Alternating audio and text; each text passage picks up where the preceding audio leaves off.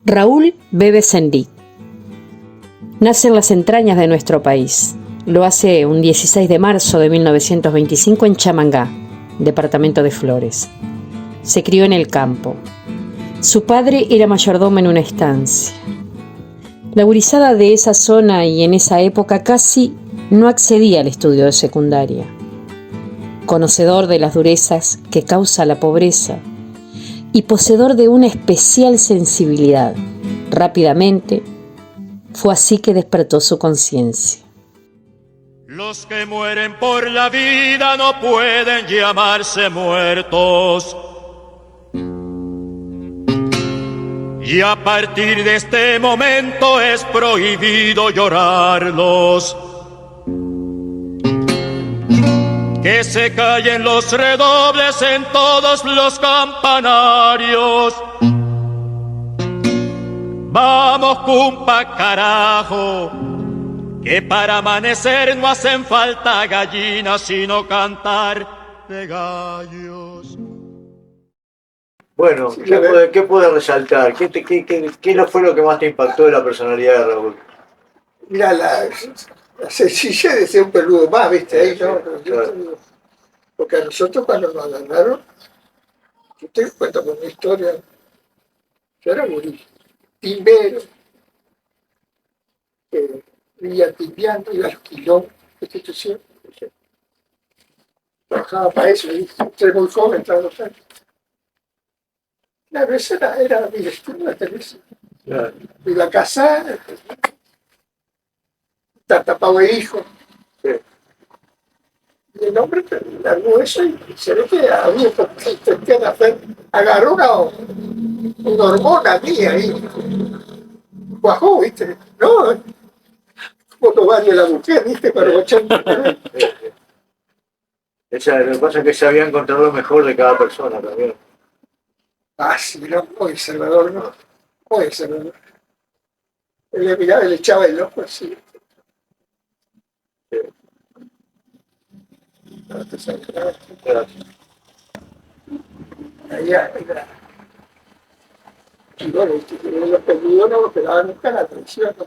¿Cómo? Que los peludos nunca operaban traiciones. Ah, sí. Porque la Marina, por ejemplo, era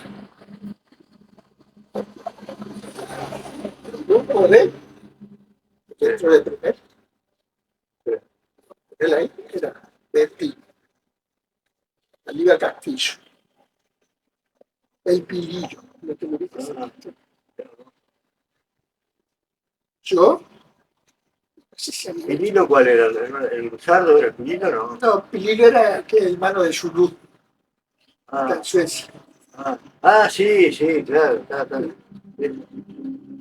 Yo creo que éramos los cuatro, él sí. Sí. Formamos un grupo. Nos tocó hasta la muñeca de los... Claro. Todos los muñecos cuando lo agarramos durmiendo, todos. Para arriba, para arriba. Y por allá vino una compañera de ese también, de otro grupito ahí,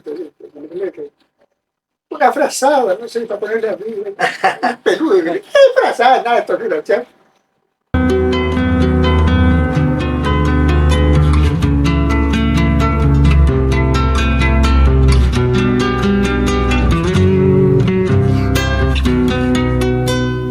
No me pregunten quién soy, ni si me habían conocido.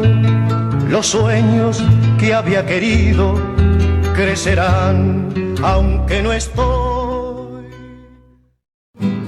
En el liceo realizó sus primeras prácticas en lo gremial, siempre atento a las necesidades colectivas.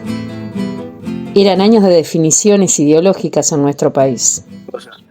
Raúl siempre tuvo una gran preocupación por los jóvenes, ¿no? Ahí, por ejemplo, en las cartas de los hijos ya se ve que siempre estaba interesado en estudiar. Y resulta que un hermano de Raúl, Alberto, que capaz que hasta vos lo conociste, estaba casado con una francesa y vivían en París. Y bueno, cuando Raúl salió, se lo llevaron allá, pasaron un tiempo con señas y demás. Y Amarí, que era la esposa de Alberto, era una economista y muy formada, trotskista, muy formada políticamente, discutió mucho con Raúl, hablaron mucho, cambiaron ideas, no sé cuánto. A raíz de eso, a raíz de esas conversaciones y discusiones con Raúl, esta Amarí creó en Montevideo, que todavía existe, la Fundación Chamangá. Se llama Chamangá porque ahí nació Raúl, los hermanos Ah, Enrique, sí, conozco la... que dan becas para jóvenes vocacionales, porque Raúl hacía mucho hincapié en la vocación de los jóvenes. No que tengan una situación socioeconómica complicada, todo eso sí, pero además que sobre todo que sean vocacionales. Yo no canto por cantar, ni por tener buena voz. Canto porque la guitarra tiene sentido y razón. En 1950 comienza su militancia política ingresando a la juventud del Partido Socialista.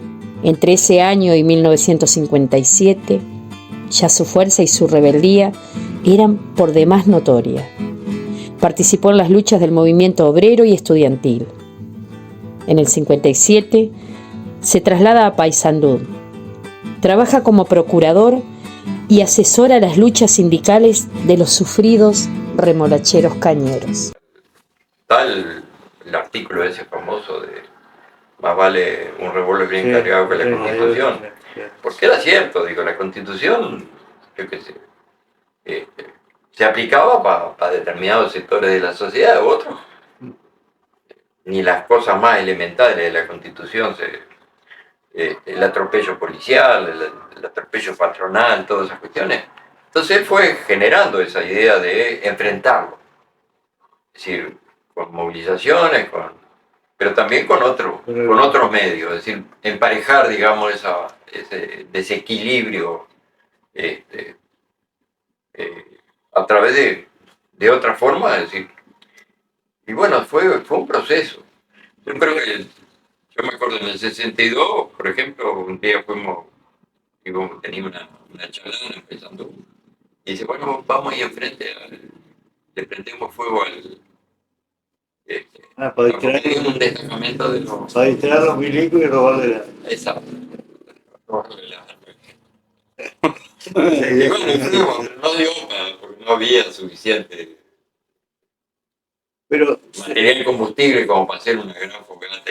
se dice que las armas del tiro suizo eran supuestamente para defender una ocupación de Silva y Rosa. Sí, Eso pero era acá nunca Pero se planteó. el historiador lo pone como que acá, en esa época, se ocupaban tierra. Y es Sí. una mentira. No. Es una mentira porque nunca en aquella época se ocuparon tierra. No, Y lo que estábamos claro. haciendo era juntar firmas para presentar en el Parlamento la expropiación de las 30.000 hectáreas. Seguro. Pero era ese, Claro. no se ocupó nada. Pero se planteaba, ¿no? ¿Eso en dónde? Sí. ¿En dónde? En la dirección, Claro. en el movimiento, en los que se reunieron. Claro. Era la idea que tenían, pero nunca se llevó a la práctica. Pero en la historia te dice que se hizo esa ocupación. Sí. Y que con esas armas que no servían para nada, después se dio cuenta que no servían para nada, se pensaba defender. Era un poco medio una leyenda, porque no iban a defender nada con eso, que funcionara tampoco. No, pero además digo, yo creo que más que nada era como un golpe publicitario, decir, bueno, una lucha por la tierra y coincide con un robo de armas y demás. Y bueno, fue un proceso, ¿viste? Y después fue, sus concesiones políticas e ideológicas, es decir, Raúl tuvo la virtud de expresar a sectores realmente postergados de la sociedad, pero sectores obreros, productivos. Ofrecerle una forma de organización y un programa político, ¿no? Porque en definitiva definitiva fue en su trayectoria, lo hizo eso. Y esa forma de organización intentó, creo que con cierta, ¿cómo le diría decir? El asunto de las discusiones interminables que se daban a la izquierda, teóricas, políticas, que a él le rompían bastante los focos, ¿no? Ahora, aquella consigna, las palabras, Los hechos no los hechos no suenan, las palabras no separan, no es cierto.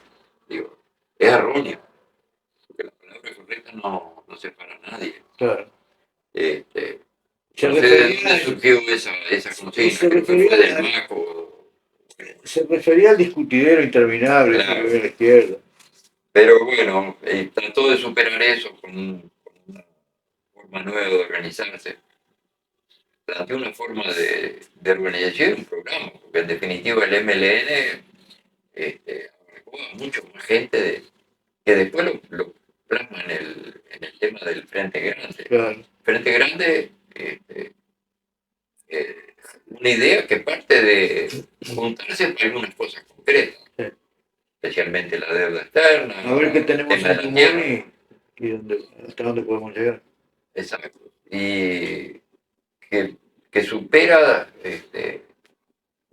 posicionamientos políticos de la gente que de repente no entiende mucho, que no tiene una ideología, pero que tiene una afinidad con un partido, pero si determinar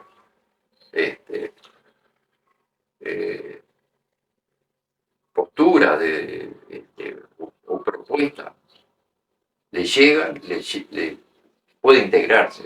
El MLN dio en ese sentido fue bastante interesante en el tema de que incorporó corrientes marxistas, anarquistas, cristianas. Es un movimiento, de verdad. Sí. Fue fermental. Dice el libro del Tambero, recorrió pacientemente el litoral, organizando a los obreros rurales, los trabajadores del Espinillar y luego a los cañeros de Bella Unión. En 1961 funda junto a otros peludos UTA, Unión de Trabajadores Azucareros de Artigas, Tupamaro. También participa en 1963 del asalto al tiro suizo en la ciudad de Nueva Helvecia, siendo esta la primera acción militar del Movimiento Liberación Nacional Tupamaros. Luego de esta acción, el bebé pasa a la clandestinidad. Cielo, mi cielito lindo, danza de viento y juncal, prenda de los Tupamaros, flor de la banda oriental. Raúl Sendic vivió acá en comunidad con ustedes, porque No. ustedes fueron comunidad, ¿verdad? Bueno, fuimos un proyecto de comunidad. Nosotros, la historia es así. Yo conocí al bebé ya en los años 70, en Bella Unión. Estuve ahí acampando un mes, trabajando con los peludos. Y ahí fue cuando se formó el Movimiento Nacional de Lucha por la Tierra. Después nunca más lo vi, toda la historia. Yo me integré a una organización política, aparte de la lucha gremial. Y el camino, él siguió su historia con los peludos, la lucha por la tierra y con el MLN. Y por supuesto terminó con la detención y uno de los pocos, digamos, que cayó peleando, uno de los honores que el bebé cayó peleando. Eso fue el año 72. Yo seguí mi camino. Entonces, después, vamos a decir una de las cosas que me impresionó de aquel momento. En aquel momento me impresionó ver al bebé como, no un dirigente que da la línea, que marca, que vive distinto, sino al revés. Uno más, integrado, viviendo lo que se estaba viviendo allí con los peludos, con los cañeros, estaban otros compañeros también. Y ese ejemplo, esa ética de ser coherente con lo que vive el más jodido, me pareció notable. Haciendo y no diciendo. Haciendo y no diciendo, brillante.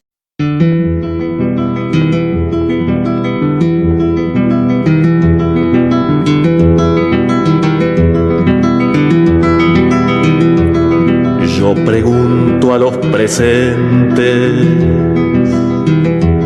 si no se han puesto a pensar que esta tierra es de nosotros y no del que tenga más.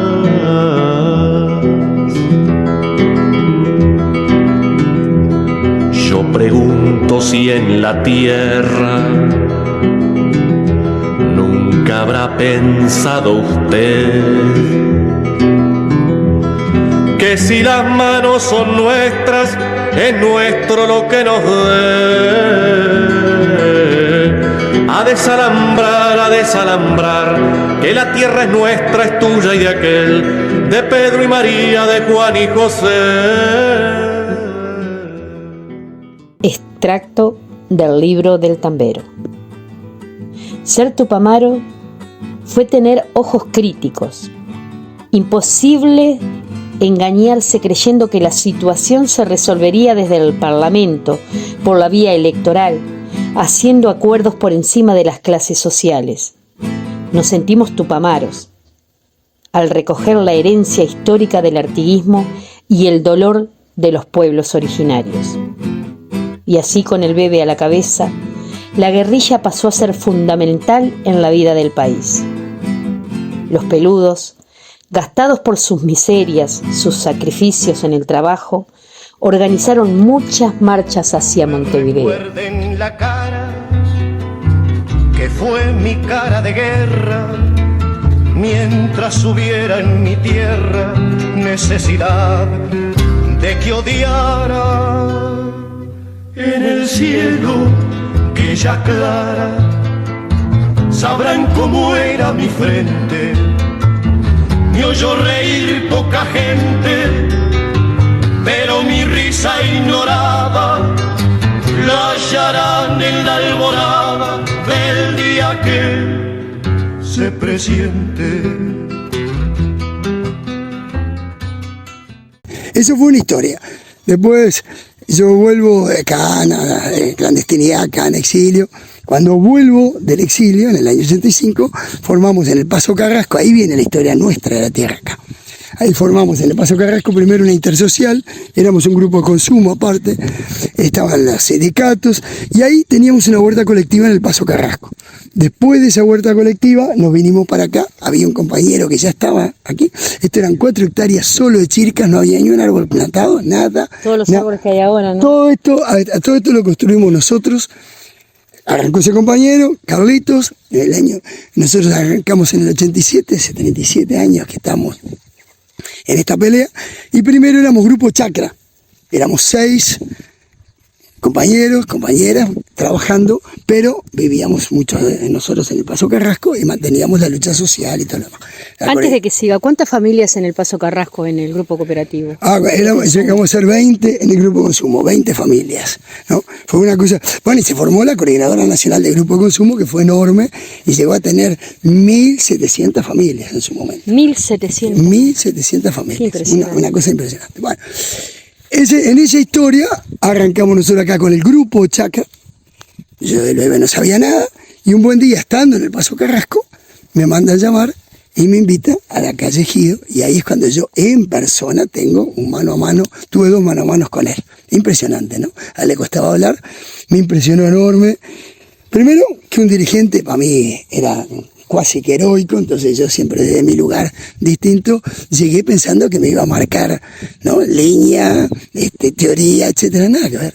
Él quería escuchar, saber por qué estábamos trabajando en el barrio, con digamos el suceso que teníamos, ¿no? La fuerza que habíamos logrado de mover. Llegamos a hacer manifestaciones de 2.000 personas por Camino Carrasco. Qué impresionante, yo recuerdo una con tractores. Bueno, también, entonces él quería saber de todo eso, ¿no? Y conclusión, fueron 2 charlas.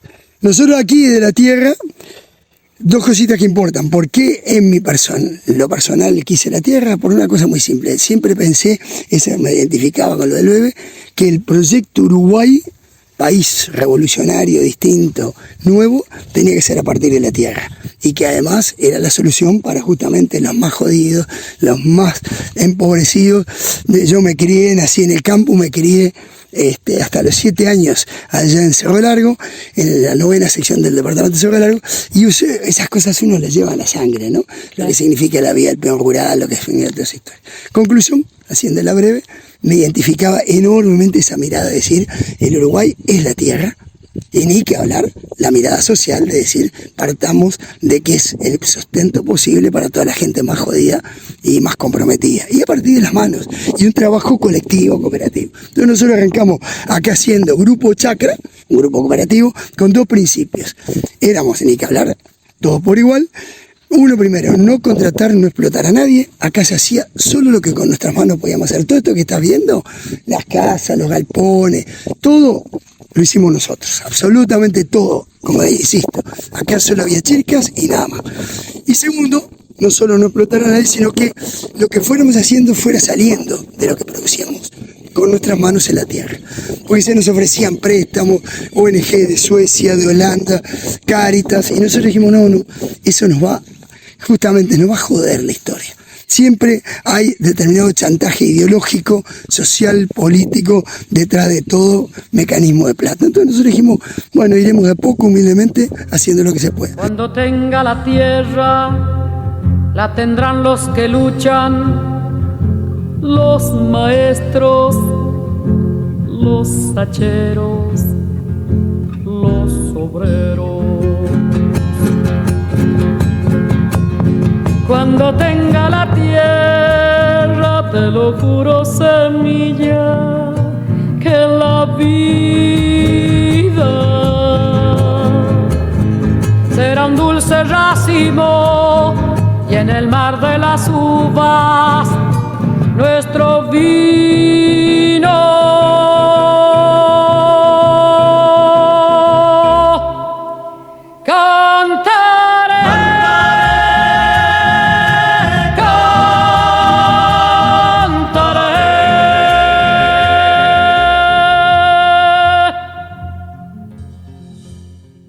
Todos nosotros, Raúl López Sendic, nos identificó esa ética primero. Nosotros acá en este proyecto comunitario nos propusimos austeridad absoluta, todo colectivo y sobre todo partir de la tierra y trabajándola con nuestras manos en común. Y creo que ahí está la clave de esa mirada. Por algo el BEBE formó un movimiento por la tierra y de lucha contra la pobreza. Creo que todo eso era parte de una mirada impresionante, ¿no?, que tenía él y que nos llevó a respetarlo tanto que, bueno, terminamos poniendo en la biblioteca. Último recuerdo, ayúdame Silvia, creo que fue el 12 de abril del 2019, prepandemia, ¿verdad? Pandemia. Sí, hicimos un taller aquí que estuvo lindísimo sobre la tierra. Impresionante. En recordatorio que venía el 28 de abril, homenaje al BEBE. Y justamente hicimos ese taller y estuvo Jorge Zabal, saltambero, muy compinche, acá acompañó mucho la historia de la chacra, estuvo Seña y Alejandro, estuvo Irma Leites, bueno, éramos un conjunto de compañeros, todos, una cantidad de gente, me acuerdo. Una vaga fue grande, enorme, fue. Estaba la comisión de la soja, en su momento nosotros tenemos una comisión de lucha contra la soja transgénica y estaba encendida. Así como hoy tenemos una olla popular, en aquel momento era la comisión. Y bueno, creo que fue un recordatorio, un homenaje bien merecido que tenía y hablaba de lo que significaba el BEBE para nosotros. Y toda esta cebollita salió de la tierra. Salió. ¿Tenés que ver vos también? Tenemos que ver unas cuantas manos, unos cuantos olleros que nos ayudaron en toda esta cebollita. Toda esta cebollita salió de la tierra. Este es un tractor, este personaje, con se hace el trabajo grande de la tierra. Qué maravilla. Es como yo, no de viejo, ya está fundido, pero anda. Y bueno, después se hace el trabajo más fino, con herramientas más chicas. Claro. En una época trabajamos con caballos, pero bueno. Después que nos robaron, trabajamos maquinizados. Estoy de botas, pero también estoy de faja, que no se me vea la faja. Así que esta es la biblioteca, ¿cómo se llama? Raúl Bebe Sendic. Esta fue inaugurada el 12, ¿verdad? Aquel 12 emblemático. Porque los libros los donaron Seña, compañera de Raúl, de su historia, cuando cae preso, y de toda la vida. Y Seña y Alejandro. Claro. Donaron los libros. Nosotros lo pusimos al servicio de la olla. Dos cositas más importantes agregar, que hay dos figuras claves. Yo no destaqué cuando me hiciste la pregunta de la historia nuestra, para mí algo clave, que es el mérito del bebé fue haber roto en su lucha con lo que significan justamente los mecanismos burgueses, institucionales, etc. O sea, haber fundado un movimiento guerrillero es mucho más allá que eso, es pensar en que hay que trascender las instituciones del sistema capitalista. Y esa mirada profunda nos une con dos cosas que hay aquí. Una, por eso Alberto, uno de los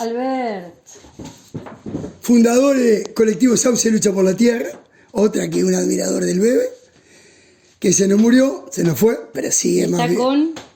Con la Pancha, su querida Panchita. La Pancha. En las caballadas que organizamos, no solo por el tema de la Tirí, sino con la UCRUZ también.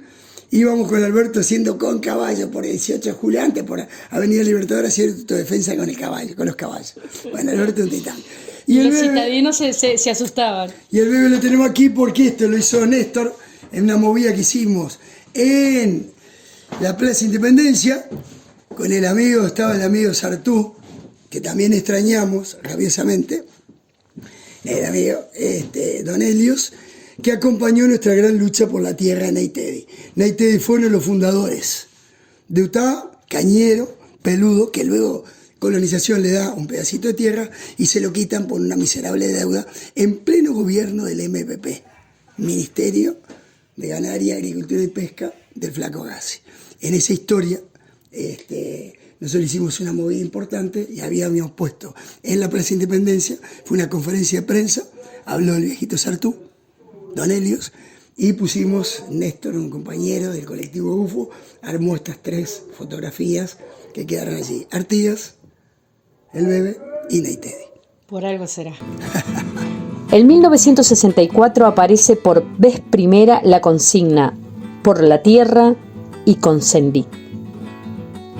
Hasta el año 1972 fue muy dura la vida en clandestinidad para Raúl, teniendo a pesar de ello 5 hijos, ocultándose y viviendo en campos, montes, ciudades, a salto de mata, como decimos en la campaña. ¿Habrá patria para todos o para nadie? Esta consigna resume su verdadero sentir desde las entrañas de su ser. Alejandro, qué gusto estar contigo. Primera pregunta que te queríamos hacer es: ¿qué destacás hoy de la obra política de Raúl Sendí? Y analizándolo desde este presente que hoy te une a la olla popular, por ejemplo, de Toledo Junior, ¿qué nos podrías decir? Sí, analizándolo desde el presente, el día que estuvimos en Bella Unión hace unos días, a los 3 nos pareció estar en el túnel del tiempo, ¿no? Porque estuvimos en la sede de UTAA y nos dimos cuenta que los problemas que estaban planteando en la asamblea de UTAA eran muy similares a los de la década del 60. Los atropellos patronales, no reconocer las categorías, mujeres con las espaldas quebradas de cortar caña,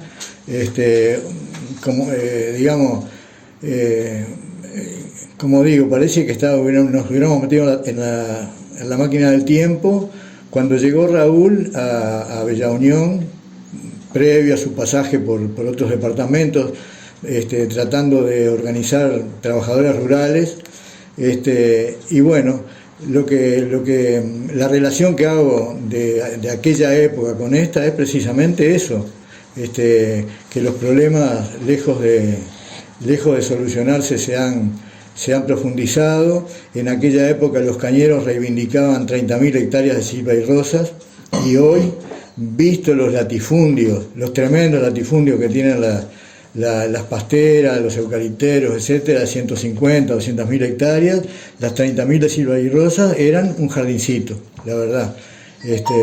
Así que, bueno, y lo que destaco de Raúl, sobre todo, es esa humildad, esa entrega, esa constancia. Vos ves a los cañeros de Bella Unión, los de antes y los de ahora, y mirás a la gente que va a comer a la olla, y es la misma gente, con los mismos problemas, con las mismas patas embarradas, con las mismas casas que se les caen encima. Es exactamente lo mismo. Y lo que destaco es justamente eso, la entrega de Raúl hacia los más necesitados, ¿no? Es lo mismo que se ve en la olla de ahora. ¿Por qué crees vos que el Bebe decide alejarse en cierta forma del MLN y fundar el Movimiento por la Tierra? Exactamente no lo sé, pero supongo que estaba cansado del reunionismo. Él estaba en el Ejecutivo y renunció al Ejecutivo porque quería ver, él le gustaban las cosas concretas, le gustaba hacer, le gustaban los hechos. Entonces en el Movimiento por la Tierra vio una oportunidad inmejorable para realizar, para hacer cosas. El Movimiento por la Tierra tenía de sus diversos postulados que la gente volviera al campo o que no se fueran del campo. Y para eso, además de las reivindicaciones concretas, como por ejemplo las 8 horas para el peón rural, que recién ahora hace unos pocos años se pudo concretar, salario justo, bueno, aparte de eso, estaba la generación de proyectos productivos en el interior, como forma no solamente de arraigar a la gente en la tierra, sino, porque, por ejemplo, la chacra de Canelón Chico se llamaba Chacra Escuela, pero no era una escuela en el sentido clásico de la palabra, era escuela en el sentido de que se podría demostrar que había otra forma de vivir y de trabajar y de producir. En palabras de Raúl, ocupando los espacios que iba dejando el capitalismo, ¿no? Entonces, eso un poco fue la idea del Movimiento por la Tierra, ¿no? Perfecto. Y Alejandro, ¿por qué se une a este Movimiento por la Tierra? ¿Qué lo lleva? Bueno, yo era un militante sindical y trabajaba en la industria, era dibujante y me enteraba de las actividades del Movimiento por la Tierra porque había un compañero de trabajo que los sábados y los domingos iba a una chacra que tenía el Movimiento por la Tierra acá cerca, en Atlántida, y él estaba encargado de criar conejos y siempre me hablaba del Movimiento por la Tierra, el Movimiento por la Tierra. Y yo tenía una gran inclinación hacia el trabajo de la tierra porque ya hacía muchos años había estado viviendo y trabajando en una chacra. Entonces un día un compañero de trabajo, un compañero que vivía trabajaba frente a donde yo trabajaba, Domínguez, el macho Domínguez, le dije, che, a ver si me conseguís un contacto en el Movimiento por la Tierra que me quiero integrar. Y así fue, me dijo, andá, a cualquiera que te reciba, decirle que te manda el macho Domínguez.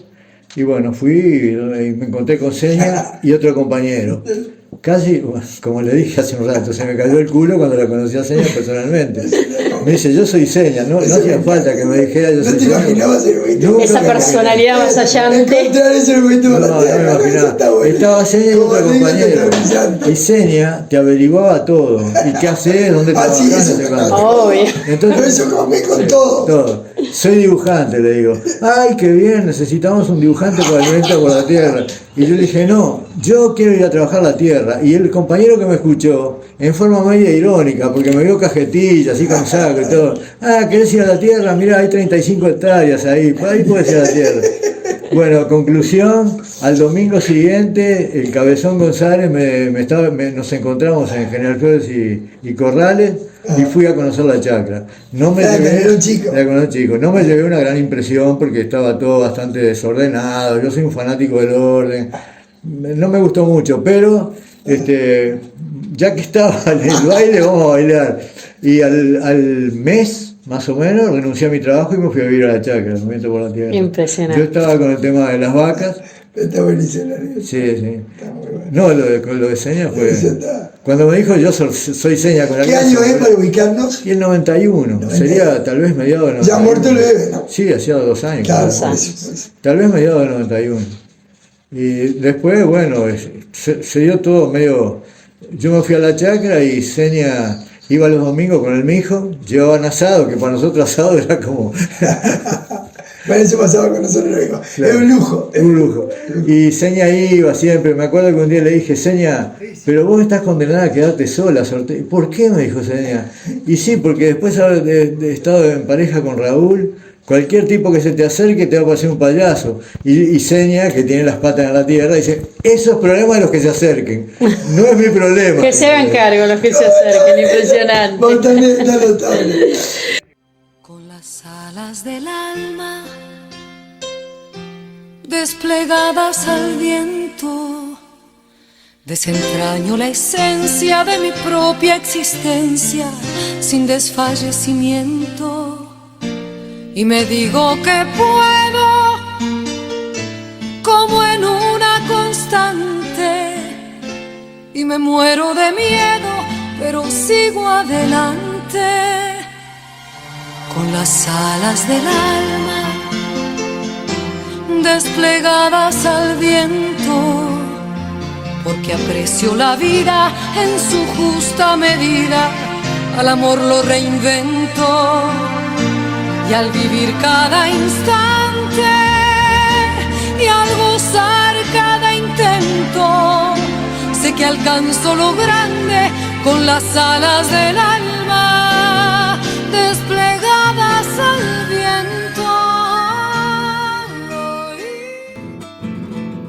En el 71 cae preso en el penal de Punta Carretas, de donde más tarde se fuga junto a más de 100 compañeros tupas. Finalmente, en 1972 fue apresado. Junto a 8 compañeros más, fue rehén de la dictadura.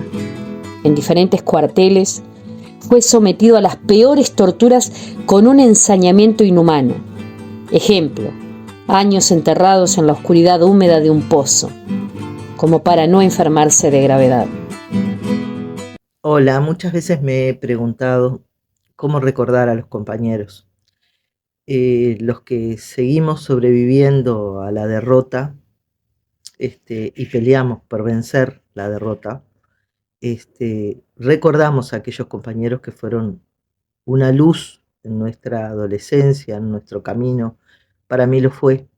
Sendy fue eso, digo, junto con los movimientos de liberación que de alguna manera me liberaron de la oscuridad, de la miseria, del hambre, y plantearon la posibilidad de que cumpliéramos un rol las personas, ¿no? Y bueno, lo recuerdo como que el aporte para mí fue en la estrategia de decir, no está todo perdido, hay que seguir peleando, se puede pelear y se puede ganar y se puede de alguna manera entrar a conquistar la tierra y la libertad. Bueno, la existencia de las ollas populares, ese compartir lo poco que tenemos o lo mucho que se tiene, me parece que fue una práctica que de alguna manera desde la crisis del 2002, para hablar de las situaciones más cercanas, ¿no? Los que comimos alguna vez en el comedor de la escuela, los que dependíamos de una vianda, los que teníamos que esperar que los padres vinieran de una changa del mercado y trajeran una fruta o una verdura para comer y para salvar el día y calmar la panza, creo que era un deber, un compromiso, unas ganas de compartir cuando se declaró la pandemia y la confiscación de todos los derechos, cuando se planteó el confinamiento, cuando se planteó la mentira de que el aislamiento humano te salvara. Ahí yo creo que eso es lo que me vincula a las ollas. Y bueno, y hoy en la experiencia que se continúa ahí en Toledo, me parece que todo el núcleo de personas que participan cada miércoles pelando una papa o una cebolla y armando el plato para otros, me parece que es la manera más digna de brindar nuestros tiempos y nuestros esfuerzos y los recursos que cada uno tiene y ayudar a paliar ese hambre. Creo que es una actitud muy digna, pese a de que nosotros hemos dicho no somos asistencialistas. Lo que tenemos que lograr es pelear todos para que el comer, el vivir, la casa, el abrigo, el no estar de pata al suelo sea realmente un derecho. Y el derecho no lo esperamos de nadie, lo esperamos tampoco la comida, ¿no? Y bueno, gracias a los que siguen haciendo el esfuerzo hoy. A mí me impactó lo que me dijo Alejandro el otro día, 1400 viandas de comida. O sea, Un 1400 día como hoy, así personas. lloviendo, seguro de 25, 30 más o menos, 35 a veces, que van todas a pelar, lavar, limpiar y demás. Pero hay que ver cómo llegaba, loco, con zapatillas de esas, todos embarrados, mojados. No, la corte de los milagros. Y ojo, todos trabajan. Todos trabajan. Las mujeres salen por ahí a vender repasadores, hacen changas. Ahora estaba todo el mundo, están faltando algunos a la olla porque están en la zafra de la uva. Aunque sea de cuidacoche, pero no hay uno que vos puedas decir, mirá, viene a buscar la comida y no trabaja. Todos hacen algo. Preguntaba, ¿qué tiene que ver, pues si estamos haciendo un video, la vida de Raúl Sendic, ¿cómo une usted el hecho de una olla popular con la vida, con la obra de Raúl Sendic? Particularmente creo que lo mismo que él hizo cuando se fue para Bella Unión, eligió con quiénes estar, los más jodidos, los sufrientes, los cañeros. Si hay una labor dura, la del cañero. Y bueno, y nosotros decidimos arrancar acá cuando la pandemia, pues fue un plan de paralizar todo. Exacto. Toda la sociedad y el mundo, el planeta. Cuando eso apareció dijimos, acá va a haber gente que va a quedarla feo. Y dijimos, otra que COVID-19. Y bueno, contigo le arrancamos lo de Lucio. Un 8 de abril. Un 8 de abril. Arrancamos la bolsa de 8 de abril. Antes fue con el Lucio, reunión, Luis, sí. ¿no? Vos y yo, Cecilia estaba Cecilia, también. Pablo. Y no hay cañeros acá, pero hay gente que trabaja por 15 pesos el cajón de uva. Hace una década, más o menos 10 años, que anda en lo mismo el cajón, precio. En el mismo precio. Se puede decir que son casi los cañeros de aquella época. Exacto. Sí. Bueno, acá estamos con Adriana y Fernando, son dos personas que han trabajado con la época de la uva y quería que nos contaran un poquito cómo se vivió eso, qué sentir tienen ustedes con respecto a esa vivencia, a esa experiencia. Bueno, yo empecé haciendo 20 cajones, a 15 pesos el cajón, y me daba para sobrevivir. Después empecé un poquito más, pasaba de todo, hambre, frío, calor, y hasta que llegué a 70 cajones, 73, y fue que pude hacer unos pesos más, pero es sacrificado. Te ataca dolores, tenés que seguir igual. Vos, Fernando, ¿qué me podés contar? Yo, mira, te fijo, cuando empecé a cortar uva, cortaba 40. Ahora estoy en 95 cajones. Pero se pasa frío, calor, hambre. Y de repente te malos tratos porque te tratan mal, porque de repente te entretenés un poquito cortando, si querés seguir cortando y no te dejan, para agarrar y tratar de sobrevivir un poco. No te da la plata para sobrevivir. Te da para 1 o 2 días y no te va mal. ¿Y cuántas horas más o menos hacían en el día? Yo metía 8 horas. 8 horas. ¿Y vos, Adriana? Y 8 horas también. 8 horas. Sí. Así que entonces, como para sobrevivir en el día, tenían que hacer un máximo de... o un mínimo de ¿cuántos cajones? Los mínimos eran 40. Sí. 40 cajones. 40 cajones. Y bien llenitos hasta arriba, ¿no? Bien lleno hasta el top. Claro. Sin hojas verdes, sin hojas amarillas, miles de cosas que tenía que aguantar igual. Y era una gran cantidad de personas trabajando en la... ¿Sí? Cantidad de personas sin empleo, ¿verdad? Llegamos a ser 93 personas cortando. 93 personas, qué disparate. Entre ellos había niños, gente mayor, gente anciana. Habían niños trabajando también. Gente anciana también. Qué bárbaro. Que apenas podían con los cajones, que les ayudábamos a sacar los cajones. Yo al menos les ayudaba a sacar los cajones. Claro, sí. Sí, a mí me ayudaban a sacar cajones, yo no podía solo. Así como el BEBE se propuso crear un sindicato y reivindicar los derechos, nosotros estamos peleando para que las ollas populares sean una escuela de formación y de lucha. ¿Cuánto hace que van a la olla? Que vamos a la olla Que popular. vamos a la olla y hace unos 4 años más o menos. 4 años. Sacar más o menos. En abril se está cumpliendo 4 años. El 8 de abril para... 8 de abril, Perdón, corrección. Está bien, En abril se está cumpliendo 4 años. 4 años, exacto.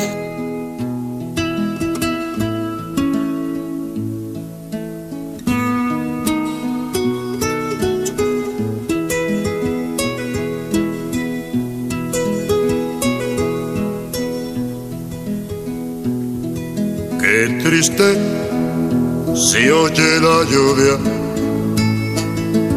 en los techos de cartón.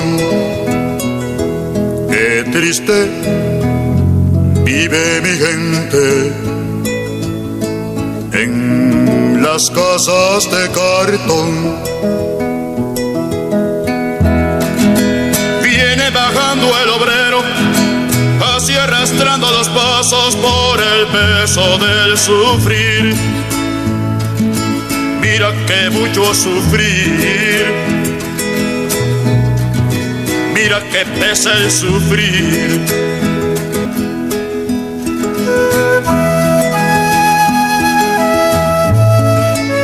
Ahí cae la lluvia, viene el sufrimiento, pero si la lluvia pasa, cuando pasa el sufrimiento, cuando viene la esperanza. Niños color de mi tierra, con sus mismas cicatrices, millonarios de lombrices. Y por eso, qué tristes viven los niños en las casas de cartón. Luego de 13 años, es liberado. Como puede, rearma su vida y en el año 1987 funda el Movimiento por la Tierra. 2 años más tarde, muere en París. Secuelas de las torturas y una enfermedad neuromotora que lo llevó a la muerte. Silvia querida. ¿Cómo estamos? Estamos muy bien, pero mejor vamos a estar si me contás un poquito sobre algo que interesa mucho.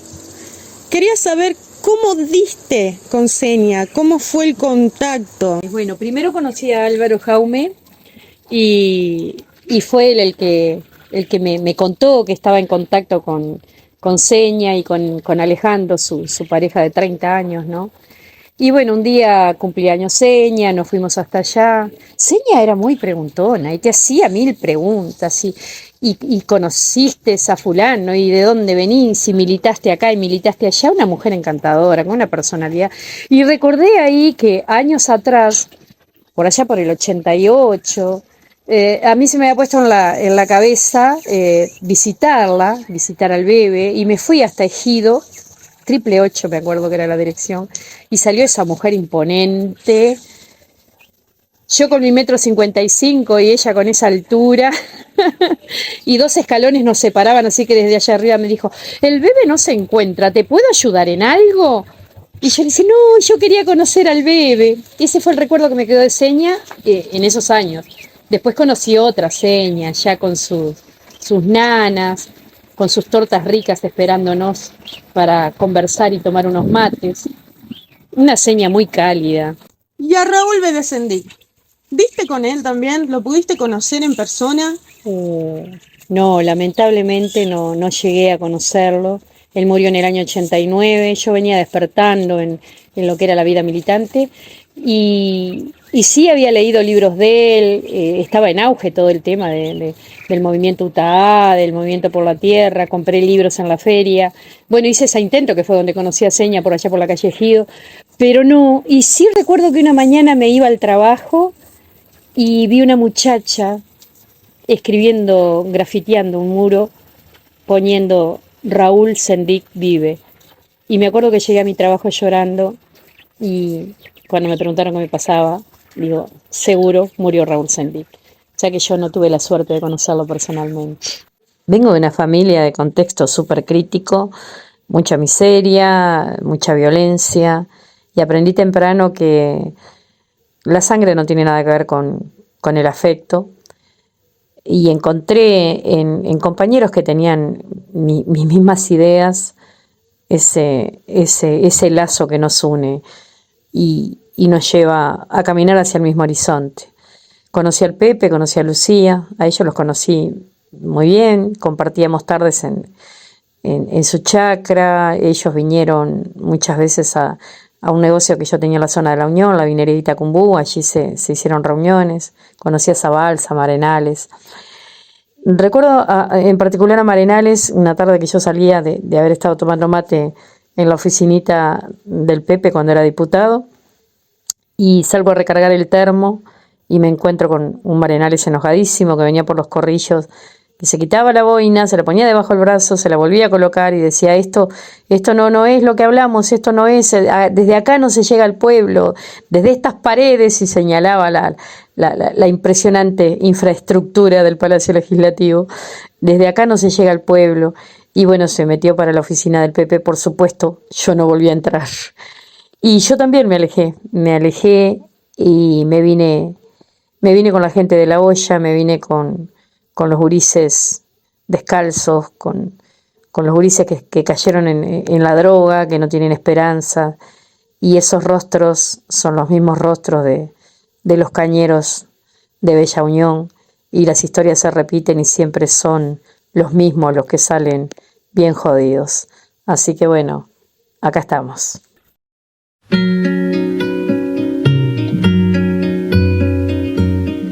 Tantas veces me mataron, tantas veces me morí, sin embargo estoy aquí resucitando. Gracias estoy a la desgracia y a la mano con puñal, porque me mató tan mal. Y seguí cantando, cantando al sol como la cigarra, después de un año bajo la tierra, igual que sobreviviente que vuelve de la guerra.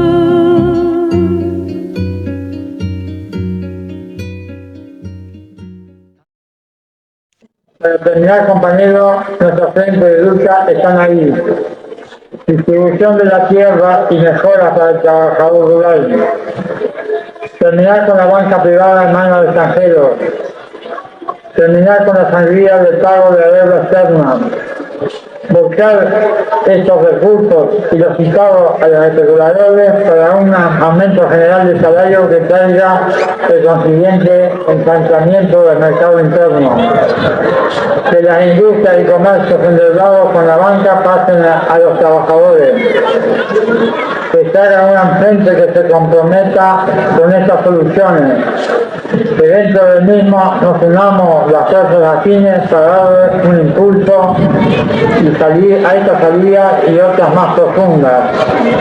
Reforzar el centro social y sindical con educaciones amplias y plurales por la tierra, por el trabajo contra la pobreza y con el compromiso de siempre habrá patria para todos, compañeros.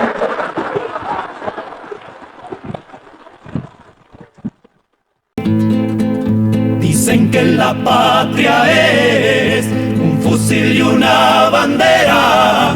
Mi patria son mis hermanos que están labrando la tierra. Mi patria son mis hermanos que están labrando la tierra. Mientras aquí nos enseñan cómo se mata en la guerra. Ay, que yo no tiro, que no, ay, que yo no tiro, que no, ay, que yo no tiro contra mis hermanos. Hay que yo tirara que sí, hay que yo tirara que sí, contra los que ahogan al pueblo en sus manos.